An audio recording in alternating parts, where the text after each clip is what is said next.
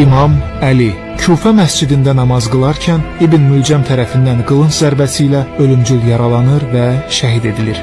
İmam Həsən dırnaqarası xəlifə Muaviyyənin əmri ilə Mədinə şəhərində zəhərlə şəhid edilir. İmam Hüseyn Muaviyyənin oğlu Yezidin əmri ilə Məhərrəm ayının 10-cu günü, yəni Aşura günü Kərbalada öz ailə üzvləri və səhabələri ilə birlikdə başları kəsilərək şəhid edilir. İmam Hüseynin oğlu İmam Səccad Məhərrəm ayının 25-i Mədinə şəhərində Hişam bin Əbdülməlikin əmri ilə zəhərlə şəhid edilir. İmam Məhəmməd Baqir Zilhiccə ayının 7-si Mədinə şəhərində zəhərlə şəhid edilir. İmam Cəfər Sadiq Şəvval ayının 25-i Mənsurun əmri ilə zəhərlə şəhid edilir. İmam Musa Kazım Rəcəb ayının 25-i Bağdad zindanında Harun Ər-Rəşidin əmri ilə zəhərlə şəhid edilir. İmam Rıza Səfər ayının 30-u Tuz şəhərinin yaxınlığında Məmunun əmri ilə zəhərlə şəhid edilir. İmam Məhəmməd Təqi Zilqədə ayının 30-u Bağdadda Mötəsimin əmri ilə zəhərlə şəhid edilir.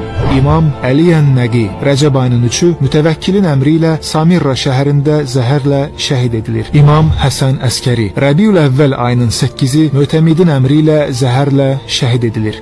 Təəssüf ki, bəziləri tarixi saxtalaşdıraraq iddia edirlər ki, 12-ci imam hələ dünyaya gəlməyib. Lakin həqiqət budur ki, İmam Həsən Əskərinin oğlu olan İmam Mehdi Hicri qəməri tarixi ilə 255-ci ildə Şaban ayının 15-i dünyaya gəlib.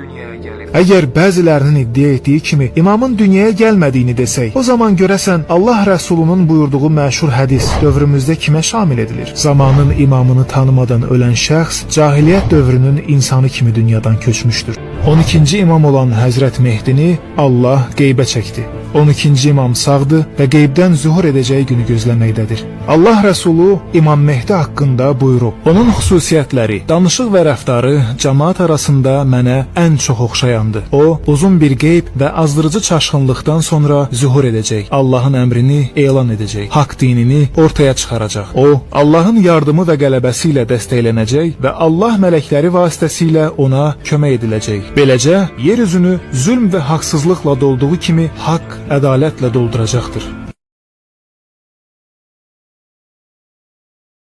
İmam Əli